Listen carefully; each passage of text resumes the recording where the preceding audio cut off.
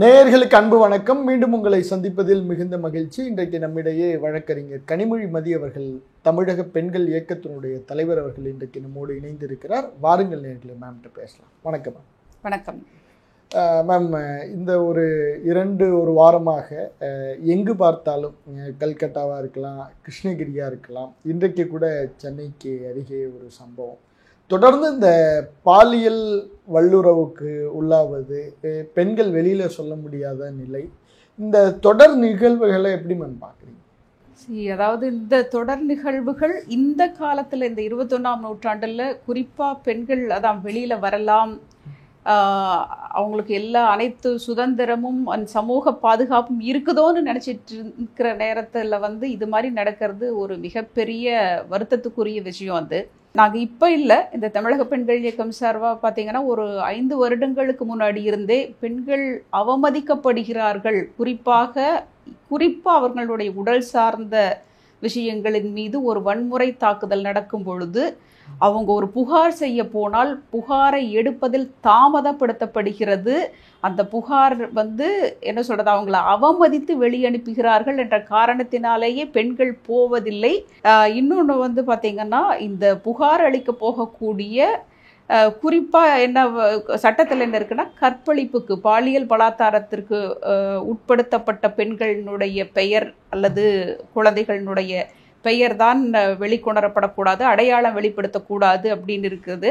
ஆனால் நாங்கள் வலியுறுத்துறது ஒரு சிறிய அளவில் பாலியல் துன்புறுத்தலுக்கு உட்பட்டக்கூடிய பெண்கள் புகார் அளிக்க செல்லும் பொழுது அல்லது வெளிவரும் பொழுது அவர்களுடைய அந்த ஐடென்டிட்டியும் வெளிவிடக்கூடாது என்கிறது எங்களுடைய அமைப்பினுடைய ஒரு மிகப்பெரிய கோரிக்கை.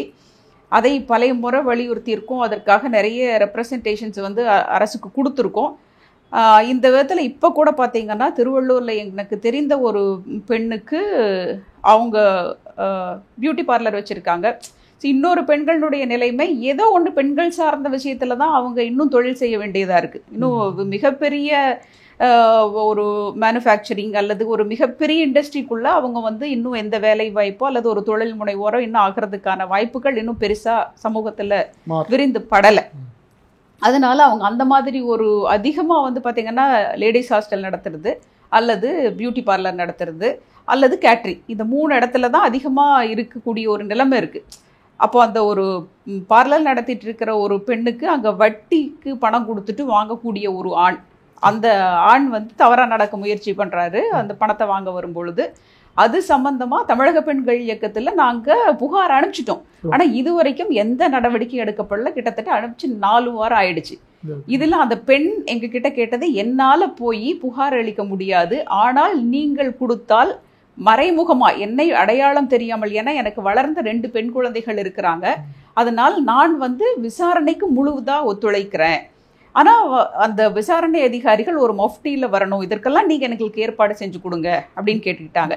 இது மாதிரி இல்லை, நிறைய நாங்கள் இப்படி தான் கிட்டத்தட்ட போராடி தான் நிறைய இந்த பொதுநலக்கு வழக்கு போட்டிருக்கிறதுனாலையும் தொடர்ந்து நீதிமன்றங்களில் நாங்கள் இதை எடுத்து சொல்லிட்டு இருக்கிறதுனாலையும் இதை சொல்லி தான் காவல்துறையிடமிருந்தும் இன்னும் பல சமூக நல அதிகாரிகளிடமிருந்தும் சில செயல்பாடுகளை செய்ய வைக்க முடிகிறதே தவிர இல்லை, அந்த போராட்டம் இல்லாமல் பெண்களை பொறுத்தவரை ஒரு வழக்கு என்பது எடுத்துக்கொள்ளப்படுவதில்லை, விசாரணை செய்யப்படுவதில்லைங்கிறது தான் நடைமுறை. கண்டிப்பாக மேம். இப்போ நம்ம முதல்ல இந்த கல்கட்டா இஷ்யூவில் நம்ம பார்க்குறப்ப மேம், அந்த கல்கட்டா இஷ்யூவை ஒரு செமினார் ஹாலில் ஒரு பெண்ணுக்கு இழைக்கப்பட்ட அநீதி, நீங்கள் முன்பே குறிப்பிட்ட மாதிரி அவங்களுடைய பெயரையோ அவங்களுடைய அடையாளத்தையும் வெளியில் ரிவீல் பண்ணக்கூடாது. அந்த கல்கட்டா இஷ்யூவில் பார்த்துக்கிட்டிங்கன்னா, அந்த பெண்ணுடைய புகைப்படம், அந்த பெண்ணுடைய பெயர், குற்றவாளி பெயர் கூட அவ்வளோ வாட்டி பயன்படுத்தப்படல, அதனுடைய பெண்ணினுடைய பெயர், புகைப்படம், இது இந்த சமூகம் எப்படி பார்க்குதுன்னே புரிஞ்சிக்க முடியல மேம். அதுதான் சொல்கிறேன். அதாவது இது சென்சிட்டிவிட்டிங்கிறது ரொம்ப அதிகமாக வேணும். பெண்களுடைய விஷயத்தை பொறுத்தவரை நீங்கள் புரிந்து கொள்ளுவதற்கு என்பதற்கான மனநிலையே வேறையா இருக்கணும். அந்த மனநிலை என்பது பொதுவாக ஆணதிக்க சமூகமாக இருக்கிறதுனால அந்த மனநிலை எங்குமே இல்லை. நான் பார்க்குறதில் சொல்கிறேன், காவல்துறையில் பெண்கள் போகிறாங்க இல்லையா, அல்லது அதிகாரிகளாக பெண்கள் போகிறாங்க இல்லையா, அவர்களிடம் கூட அந்த பெண்களுக்கான உணர்வு பூர்வமான மனநிலை மாறிவிடுகிறதுங்கிறத நான் கண்கூடா பார்க்குறேன். அவங்க ஒரு மெக்கானிக்கலாக செயல்படுறாங்க. அவங்க ஒரு பெண்ணுக்கான ஒரு பிரச்சனை நடந்திருக்கு, அந்த ஒரு சாதாரண பெண் தன்னுடைய பெண் அப்படிங்கிற மனநிலையில் எப்படி இருப்பாங்க அப்படிங்கிறத பற்றியெல்லாம் யோசிக்கிறது இல்லை. இவங்களும் இருந்திருக்காங்க. இவங்களும் வந்து அதே மனநிலையில் வந்து ஆரம்பத்தில் அந்த வேலைக்கு செல்லும் பொழுதோ, இப்போ நானும் வழக்கறிஞராக இருக்கேன், 22 வருஷம் பயிற்சி பெற்ற வழக்கறிஞராக இருக்கேன். ஆனால் எனக்கு வந்து இன்னும் அந்த பெண்ணுக்கான உணர்வுன்னு வரும்போது, பெண்கள் கொடுமைக்குள்ளாக்கப்பட்டு வரும் பொழுது அந்த உணர்வை சிறிதாவது நான் அவர்களிடம் அதே எனக்கு தெரியும், அவங்க அந்த உணர்வில் இருக்கிறாங்க, அவங்க சிரமப்படுறாங்க. எனக்கு வந்து அதை தாண்டி அதை புரிந்து கொள்ள முடிந்தாலும் சற்று தூரமாவது அவங்களோட அதே உணர்வுல கடந்தன்னா தான் அவங்களுக்கு அந்த நான் என்ன ஷேர் பண்ணுறேன் அப்படிங்கிற அந்த சென்சிட்டிவிட்டி புரியும். ஆனால் அது வந்து சுத்தமாக சமூகத்தில் குறிப்பாக அதிகாரிகளிடம் இல்லைங்கிறது எங்களுக்கு தெளிவாக தெரியும். அதற்காகத்தான் தமிழக பெண்கள் இயக்கத்தில் நாங்கள் இவ்வளவு பெரிய வலியுறுத்தலோடு பெண்களுடைய உடற்பாதுகாப்பு முக்கியம் என்பதற்கு வழக்குகளை நடத்தி கொண்டு தினமும் அரசாங்கத்தோடு போராடி கொண்டிருக்கிறோம். கண்டிப்பாக மேம். இந்த கிருஷ்ணகிரி வழக்கு வந்து ரொம்ப முக்கியமான ஒரு வழக்காக பார்க்கப்படுகிறது. இந்த போலி என்சிசி முகாம்கள் அது வந்து நிறைய இடத்துல ஒரு ஸ்கேம் மாதிரியே நிறைய பள்ளிகளை நோக்கி அவங்க கொண்டு போகிறாங்க அப்படிங்கிறது ஒரு பக்கமாக இருக்கிறது. இந்த போலி என்சிசி முகாமின் மூலமாக நிறைய சிறார் பிள்ளைகள் வந்து குறிவைக்கப்படுகிறார்கள். அதுவும் அந்த பள்ளியே வந்து அந்த குற்றவாளிகளுக்கு ஆதரவாக நிற்கிறப்ப அந்த பெண்களுடைய நிலை வந்து எந்த அளவுக்கு, அந்த குழந்தைகளுடைய நிலை வந்து எந்த அளவுக்கு மோசமாக இருக்குது. இப்போ ஒரு பெற்றோர் இது மாதிரி எடுத்துட்டாரு, ஆனால் அது ஒவ்வொரு பெற்றோரும் இது மாதிரி எடுத்துகிட்டு வரணுமா அப்படிங்கிற ஒரு பெரிய வினா வந்து இந்த சமூகத்திடம் இருக்கிறது. இந்த கிருஷ்ணகிரி இஷ்யூ எப்படி மேம் பார்க்க? அதாவதுங்க, என்னோட எந்த இன்டர்வியூவில் எடுத்து பார்த்தாலும் நான் ஒன்று வலியுறுத்தி இருப்பேங்க, சமூக நலத்துறை ஒன்றுன்னு இருக்குதா அப்படிங்கிறது. அதாவது நான் இந்த பொது நலத்துகளில் நான் ஈடுபட்டு இருக்கிறதுனால நான் தொடர்ந்து வலியுறுத்துறது, எந்த துறை மிக ரொம்ப ஆழமாக அறிவுபூர்வமாக நிதானமாக உணர்ச்சியோடு செயல்பட வேண்டுமோ அந்த துறைகள் இங்கே செயல்படுறதே இல்லை. இங்கே வந்து மைனிங் துறை பயங்கரமாக செயல்படும், இண்டஸ்ட்ரியல் துறை பயங்கரமாக செயல்படும். ஏன்னா வருமானம் வரணும், உடனே இது போடணும், அவங்களுக்குள்ள வந்து டர்ன்ஸ் போடணும், எவ்வளோ சம்பாதிக்கிறங்கிறது தான் இருக்குமே தவிர சுற்றுலாத்துறை செயல்பட்டு பார்த்துருக்கீங்களா? கீழடிக்காக நான் எவ்வளோ மாங்குன்னு கத்தினேன், எத்தனை வழக்கு போட்டேன். ஒரு மியூசியம்னு ஒன்று பேருக்கு வீட்டைத்தானே கட்டி வச்சுருக்காங்க. ஸோ அந்த துறை வந்து சிறப்பாக செயல்படணுங்கிறதுல இவங்களுக்கு எந்த அக்கறையும் இல்லை. ஏன்னா அது சமூக நலத்தோடு சேர்ந்தது, மக்கள் நலத்தோடு சேர்ந்தது, தமிழர் நலத்தோடு சேர்ந்தது, தமிழனுடைய வரலாறு உலகமெங்கும் பறைசாற்றப்பட வேண்டுமோடு சேர்ந்தது. ஸோ அதில் நடக்காது. அதே மாதிரி இந்த சமூக நலத்துறை அப்படிங்கிறது ஒரு சமூக நல அதிகாரி, ஒரு சமூக நலங்க நம்ம ஊரில் இருக்கிற மக்கள் தொகைக்கு ஒரு குறிப்பிட்ட பகுதிக்கு ஒரு 1000 சிறார்கள் இருக்கிறார்கள் என்றால் ஒரு 4 சமூக நல அதிகாரி அந்த இடத்துல இருக்கணும், அவங்கள கவனிக்கணும், அவங்கள மானிட்டர் பண்ணணும். ஒரு சிறாரும் எப்படி இருக்கிறாங்கிறது. ஐரோப்பாவுக்கு போயிட்டு வர்றாங்கல்ல எல்லாரும், மினிஸ்டர் போகிறாங்க, எல்லாம் போயிட்டு வராங்களா, அங்கே சமூக நலத்துறை எப்படி செயல்பட்டு இருக்குதுன்னு படிச்சுட்டு வந்திருக்காங்களா? போலீஸ் ட்ரைனிங்க்கு மட்டும் போயிட்டு வந்து போலீஸில் அடக்கிறதுக்கு மட்டும்தான் தெரியுதே தவிர மக்களை எப்படி நலமாக வச்சிருக்கிறதுன்னு இவங்களுக்கு தெரியறது இல்லை. ஸோ இப்போ நீங்கள் கேட்டீங்கல்ல கிருஷ்ணகிரியில் இந்த குழந்தைகளுக்கு பாதிப்பு ஏற்பட்டுன்னு சொல்லி, இந்த குழந்தைகள்லாம் எப்படி எந்த சூழலில் இருக்கிறாங்க, அவங்க நல்லா இருக்காங்களா, ஒரு குழந்தையும் நல்லா இருக்கா, இந்த ஒரு குழந்தையும் நன்றாக இருக்க வேண்டும்ங்கிறது என்பதை பார்த்து கொள்வது என்னுடைய பொறுப்புன்னு இந்த குழந்தைகள் நலத்துறையோ சமூக நலத்துறையோ அரசோ யோசிச்சுதா? வரி வாங்கிக்குவோம், நாங்கள் நல்லா வரி வாங்குவோம், அதுக்கப்புறம் நீ உங்கேடு பள்ளிக்கூடத்துக்கும் வந்து நாங்கள் பள்ளியும் தனியார் பள்ளியை தான் வச்சுருவோம், ஊக்குவிப்போம். அரசு பள்ளிகளை நாங்கள் வந்து ஊக்குவிக்க மாட்டோம், தனியார் பள்ளிகளை ஒழிப்போம் என்ற திட்டத்தையும் எடுக்க மாட்டோம், அதையும் எடுக்க மாட்டீங்க.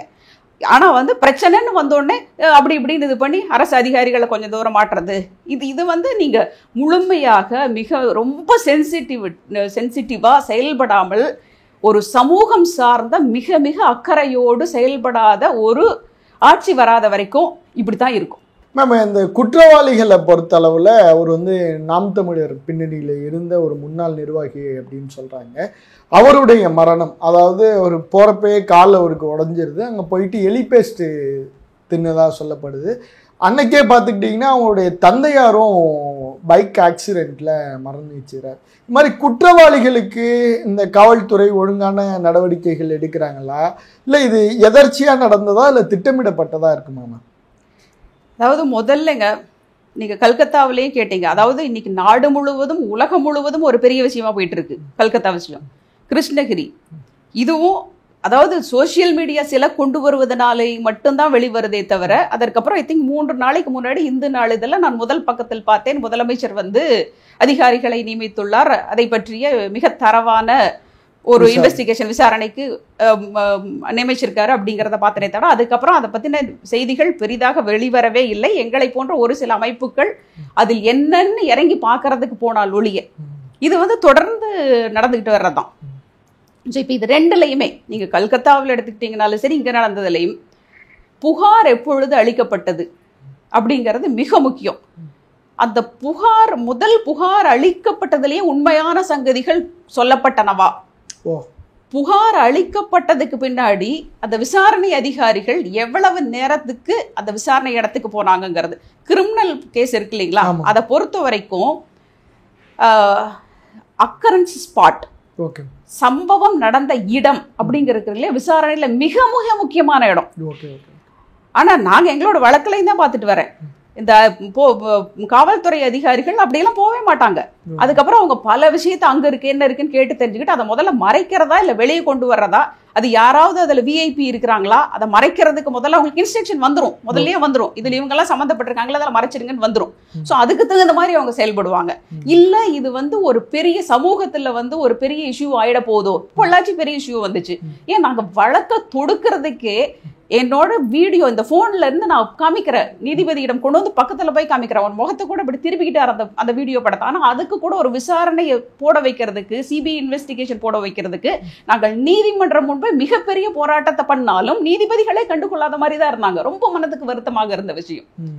அதனால பெண்கள் சம்பந்தமாக, குழந்தைகள் சம்பந்தமாக சில நீதிபதிகள் கொஞ்சம் விசாரிக்கிறாங்க, நான் எல்லாத்தையும் பொதுவாக சொல்லவில்லை. ஆனால் நான் வழக்கு நடத்தும் போது நடந்த விஷயம், எங்களுடைய பெட்டிஷன் இன்னும் இங்க பெண்டிங்கா இருக்கு. பொள்ளாச்சி இஷ்யூ பொறுத்த வரைக்கும் இன்னும் பெண்டிங்கா இருக்கு. அதுலயும் சிபிஐ விசாரணை நடத்தப்பட்டு 6 மாதத்தில் வழக்கு விசாரணை நடத்தி முடிக்க வேண்டும் என்று இன்னைக்கு வரைக்கும் ஜட்ஜ்மெண்ட் வரல, இன்ன வரைக்கும் வரல. ஸோ இதுல வந்து விசாரணை அதிகாரிகள் முதல்லயே அவங்களுக்கான விஷயம் சொல்லப்படுறது, அதுல வந்து சாதாரணமா ஒண்ணுமே எந்தவித ஒரு பெரிய பின்புலம் இல்லாத இருக்கிறவங்களா இருந்தா அது வேற மாதிரி, அது நீங்க வந்து எல்லாத்தையும் ஃபேஸ் பண்ணுங்கன்னு. இல்லை இதுல வந்து ஒரு அதிகாரியே ஒருவேளை இன்வால்வ் ஆயிட்டாங்க, இல்ல அரசாங்கம், இல்ல மந்திரிகள், இல்ல எம்எல்ஏ, அந்தந்த நிலைக்கு இருக்கிறவங்களோட விஷயத்தை பொறுத்த வரைக்கும் அதுக்கு தகுந்த மாதிரி நடக்குது.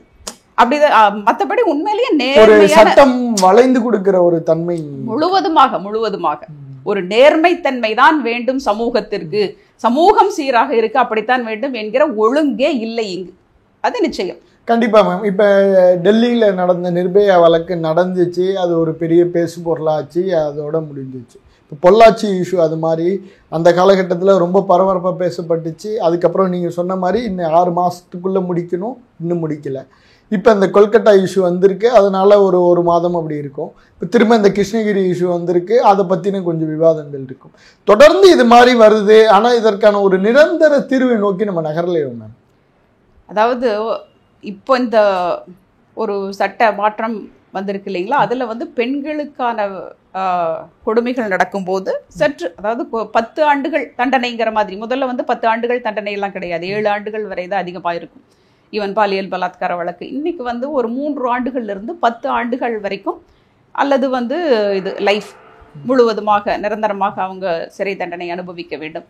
எனக்கு தெரிஞ்ச என்னவோ இந்த தண்டனையெல்லாம் பத்தாதுங்கிறத விட இந்த தண்டனை இவங்க எப்போ கொடுக்க போறாங்கன்னே தெரியாது. நான் சொன்னேன் இல்லையா, பொள்ளாச்சி வழக்கில் இன்னைக்கு வரைக்கும் வந்ததால. இதற்கு முன்னாடி நாங்கள் அடிப்படையில் இந்த உடற்பாதுகாப்பு மிக மிக முக்கியம் என்று எப்பொழுது தொடர்ந்து பெட்டிஷன் அரசாங்கத்துக்கு அனுப்ப ஆரம்பிச்சோமோ அன்னைக்கு இருந்து வந்து இந்த வழக்குகளை, இப்படி நடந்து கொண்டிருக்கின்ற வழக்குக்கு வந்து அரசு எப்படி அதை, இந்த மாதிரி ஒரு பெண்ணுக்கு கொடுமை நடந்தது, இந்த வழக்கு இவ்வளவு நாள் நடத்தப்பட்டது, இப்படி முடிந்து இந்த தண்டனை கொடுக்கப்பட்டதுன்னு எங்கேயாவது போடுறாங்களா? பெண்கள் சம்பந்தமாக பாதுகாப்புன்னு பேசுறமே, பெண்களுக்கு இந்த பாதுகாப்பு இருக்குங்க.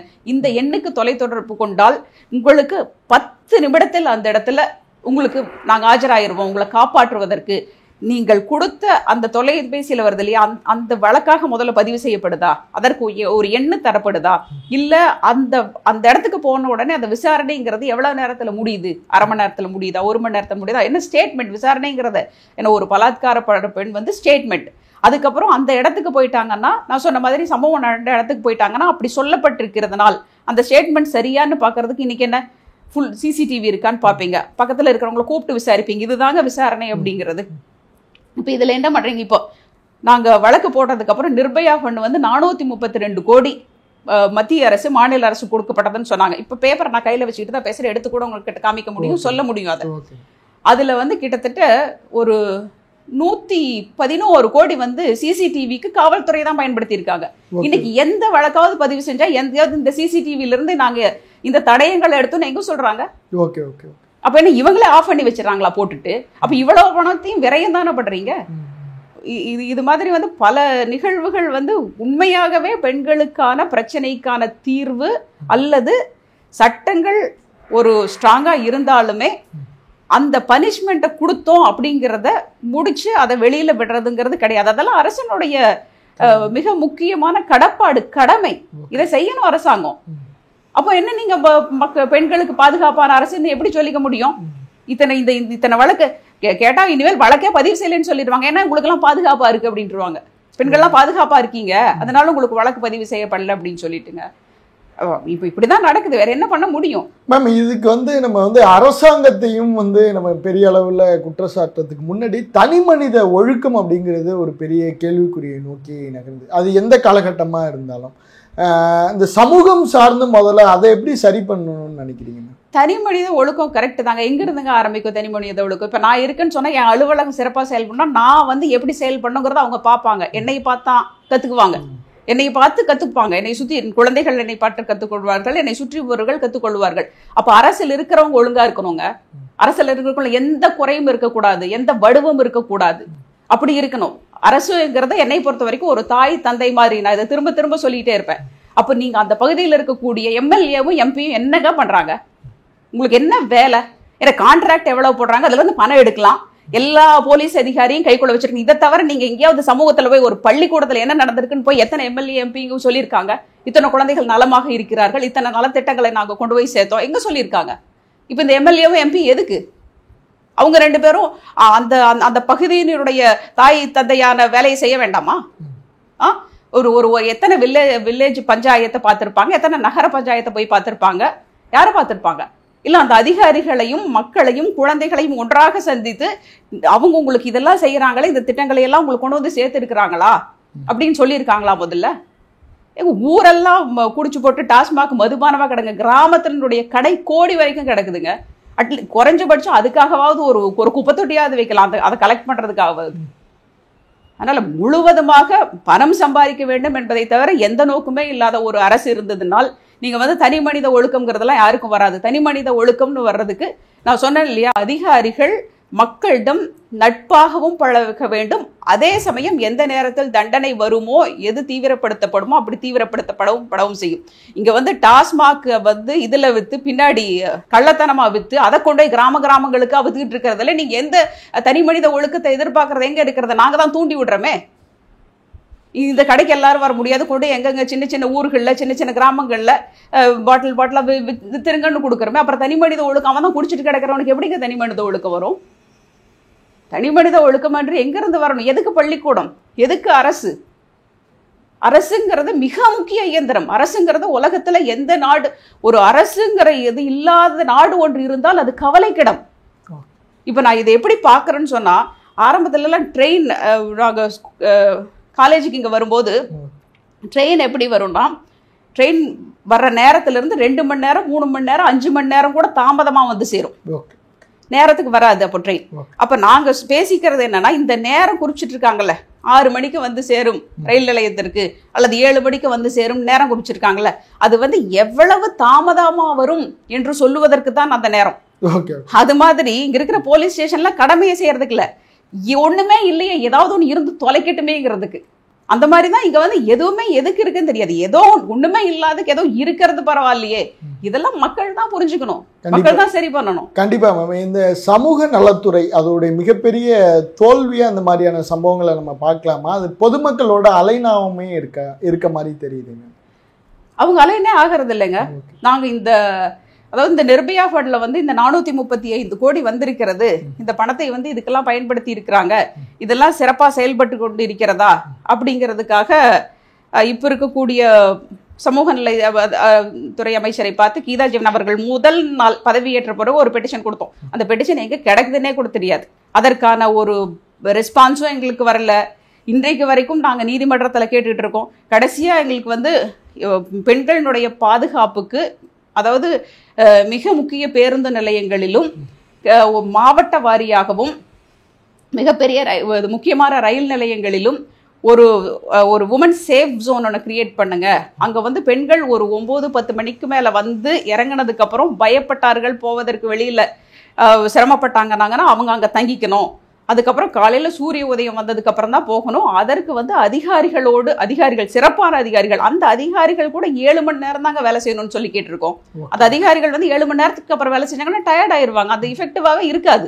அதனால 7 மணி நேரம். ஏன்னா நாங்கள் அதிகாரிகளையும் பார்க்குறோம். அவங்களும் பயங்கரமான பழுவில் இருக்காங்க, வேலை பழுவில் இருக்காங்க.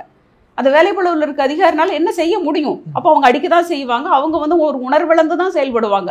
குறிப்பாக காவல்துறை பெண் அதிகாரிகளை பார்க்குறோம், எல்லா அதிகாரிகளையுமே பார்க்குறோம். இப்போ அவங்களுக்கும் நீங்கள் அவங்களையும் மக்களாகவும் மனிதர்களாகவும் இது பண்ணும். ஏன் வேலை வாய்ப்பற்ற சமூகமாக தானே இருக்கிறது. அப்போ ஊழலையெல்லாம் குறைச்சி நீங்கள் அந்த பணத்தை எல்லாம் இங்கே சமூகத்துக்கு பயன்படுத்த வேணும்ல. அப்போ நிறைய இன்னும் வேலை வாய்ப்பை கொடுங்க. வேலை வாய்ப்பு கொடுத்தா மக்கள் நல்லா இருப்பாங்க இல்லையா? ஸோ அந்த அதிகாரிகளை போய் சிரமப்படுத்தக்கூடாது. அதனால தான் கேட்டிருந்தோம். அந்த மாதிரி வரக்கூடிய பெண்கள் தங்கி இருக்கக்கூடிய இடத்துல ஒரு 7 மணி நேரம் தான் அந்த அதிகாரிகளுடைய வேலை இருக்க வேண்டும். அந்த அதிகாரிகளுக்கு ஒரு மிக முக்கியமாக ஒரு ஐஏஎஸ் லெவலில் இருக்கக்கூடியவங்க மானிட்டர் பண்ணணும்னு சொல்லிட்டு, அதாவது இதெல்லாம் ஒரு விஷயமாவே நினைக்கிறது இல்லைங்க அரசு. பெண்களுக்கு இப்படியான ஒரு உமன் சேஃப் ஜோன், அவங்களுக்கான பாதுகாக்கப்பட்ட பகுதி அப்படின்னு அமைச்சு அதை விளம்பரப்படுத்தி இந்த பெண்கள் அங்கே செல்லலாம், இருக்கலாம். அப்படியெல்லாம் கேட்டதுக்கு அப்புறம் தோழின்னு ஒரு ஹாஸ்டல் ஆரம்பிச்சிருக்கணும்னு சொன்னாங்க. அதுக்கப்புறம் பார்த்தா அந்த தோழிங்கிற ஹாஸ்டலுக்கு 6000, 7000, 15000 வரைக்கும் பணம் கொடுத்து தங்கக்கூடிய working women hostel. Working women hostel எல்லா இடத்துலயும் இருக்கு. சரி, அரசு அதை செயல்படுத்துறாங்க, ரொம்ப நல்லது. அதுக்கு சென்ட்ரல் ஃபண்டும் வருது, அந்த மாதிரி பல விஷயம் இருக்கு. ஆனால் தனியாக இப்போ பயணிக்கக்கூடிய பெண்ணுக்கு, நான் பயணிக்கிறதுக்கு ஏன் நான் இவ்வளவு விஷயம் பேசுறேன்னா, நான் கிராமத்துல இருந்து சென்னைக்கு தங்கணும்னு நினைச்சப்போ இடமே இருக்காது. எப்படி எங்க தங்குறதுன்னு தெரியாது. ஒரு ஆணுக்கு அவ்வளவு பிரச்சனை கிடையாது. பஸ் ஸ்டாண்ட்லயோ இல்ல ரயில்வே ஸ்டேஷன்லயோ குளிச்சுட்டு கிளம்பிட்டு போயிடுறாங்க. இரவுல எங்கேயோ தங்கிட்டு போய்க்கலாம் அப்படிங்கிற ஒரு நிலை இருக்கு. பெண்ணுக்கு அப்படி கிடையாது. நீங்கள் இந்த மாதிரி இடத்தை ஏற்படுத்தி இருந்தா தான் நான் இன்னைக்கு வரணும்னு நினைச்சேன் இல்லையா. நான் என்னுடைய பள்ளி முடிச்சதுக்கு அப்புறம் 12வது முடிச்சதுக்கு அப்புறம் சென்னைக்கு நான் தங்கலாம், எனக்கு பாதுகாப்போடு தங்கலாம், பாதுகாப்போடு சில இடங்களுக்கு பயணிக்கலாம். பயணம்ங்கிறது மிக முக்கியம் எங்க வாழ்க்கையில. பயணிக்காத ஒருத்தரால் வளரவே முடியாது.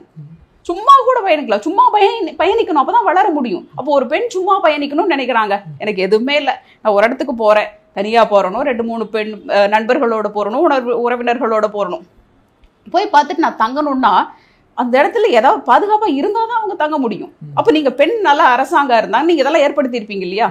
திரும்ப திரும்ப தமிழக பெண்கள் இயக்கத்தில் 50% பெண் ஏன் வர வேண்டும் என்று சொல்லுவது இதற்காகலாம். அரசியலில் பெண்கள் ஏன் 50% வர வேண்டும் என்று சொல்லுவது இதையெல்லாம் ஏற்படுத்தத்தான். உடற்பாதுகாப்பு நீங்க மிக முக்கியமான கூறா எடுத்துக்கிட்டு அதற்காக வேலை செய்து அதற்காக சமூக கட்டமைப்புகளை உருவாக்கவில்லை என்றால் வரவே முடியாது. கண்டிப்பா மேம். இப்போ அரசு செய்ய வேண்டிய உடனடி நடவடிக்கையாக தமிழக பெண்கள் இயக்கம் சொல்றது என்னென்ன விஷயம்?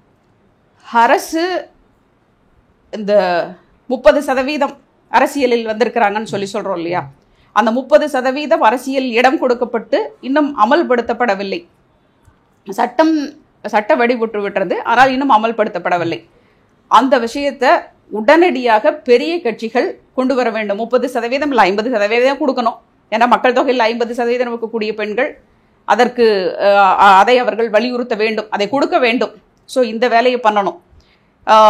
ஏன் அப்போ இதெல்லாம் பெண்கள் பாதுகாப்புக்கு மிக மிக முக்கியமான ஒன்று. இதை பண்ணுறதுக்கு முன்னாடி முதல்ல பெண்களை அந்த அரசியல் கட்சியில் ஒரு 50% மாவட்ட செயலாளராக போடுங்க. உடனே மனைவியே தூக்கி போடக்கூடாது. உடனே அவங்க இதாக நடக்குது, உடனே மனைவியை தூக்கி போட்டு கணவர் தான் எல்லாம் வேலைக்கு போவார். நீங்கள் உண்மையாகவே நலம் விரும்பியா, சமூக நலம் விரும்பியாக இருந்தால் பெண்கள் உண்மையாகவே தனியாக வேலை செய்யக்கூடிய பெண்கள், விரும்பும் பெண்களை போடுங்கள். அதை ஒரு ஒழுங்கோடு பராமரிக்கிறதுக்காக பாருங்க, பார்த்து வேலையை பண்றீங்க அப்படின்னா அந்த வேலையை செய்யும் பொழுது, அதாவது பெண்களுடைய பாதுகாப்பு இதெல்லாம் நீங்க உணர்வுபூர்வமா தனி மனித ஒழுக்கமாக பாதுகாக்கப்பட வேண்டிய விஷயம்.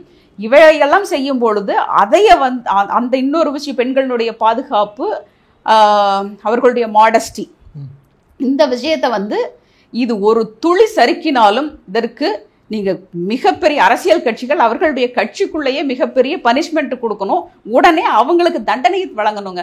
இப்போ நாம் தமிழர் கட்சி, எனக்கு தெரியாதவங்க அவர் நாம் தமிழர் கட்சியா இல்லையா அப்படிங்கிறதெல்லாம் கிடையாது. இதெல்லாம் கட்சி பாகுபாடு கட்சியெல்லாம் கிடையவே கிடையாது. அந்த விஷயம் வந்தால் அடுத்த நிமிடம் உங்களுக்கு கம்ப்ளைண்ட் வந்ததுங்கிறதுக்கு அப்புறம் எவ்வளவு செயல்பட்டு இருக்கிறது அரசு அப்படிங்கிறது தான் முக்கியம். தெரிஞ்சோ தெரியாமலோ ஒரு சீரில்லாத சமூகமான நிலைக்கு வந்துட்டோம். நம்ம இது சீரமைக்கப்பட வேண்டும் என்றால் அடிப்படையிலிருந்து மாற்றங்களை செய்துதான் ஆக வேண்டும். அதற்கு எடுக்கக்கூடிய மிக முக்கியமான விஷயம் இந்த 50% பெண்களை அரசியல் கட்சிகளில் கொண்டு வருவது. இந்த வேலையை செஞ்சாங்கன்னாலே ஒரு மிகப்பெரிய மாற்றத்தை நிச்சயமாக எதிர்பார்க்க முடியும். அதனால என்ன ஆகுதுன்னா, சில நேரம் பெண்களுமே எப்படி வேணாலும் நடந்துக்கலாங்கிற ஒரு நிலைமைக்கு ஆளாக்கப்படுவதையும் பார்க்கிறோம். ஏன்னா நிறைய இதில் பார்த்துருக்கீங்க, இங்கேயே ஆம்ஸ்ட்ராங் கொலை வழக்கிலேயே பெண் தாதாக்கள் அது இதெல்லாம் பார்த்தது. ஈவன் நாங்கள் போட்ட வீடியோக்களில் கூட ஒருத்தர் கேட்டார். அதனால் நான் பெண்களிடம் கேட்டுக்கொள்வது இன்னைக்கு 90% ஆணாதிக்க அரசை தான் பார்க்கிறோம். இதில் ஒன்றும் சரிப்பட்டு வரல. அப்பொழுது பெண்கள் வரும்பொழுது பெண்கள் மிக மிக கடமையும் கண்ணியமும் நாட்டை பற்றிய மிக முக்கியமான அவர்களுக்கான ஒரு கடப்பாடு இருப்பதாகவும் கருதி வர வேண்டும்ங்கிறதும் எங்களுடைய அமைப்பினுடைய ஒரு மிக தீவிரமான கொள்கை. கண்டிப்பா மேம். நன்றி மேம். நன்றி.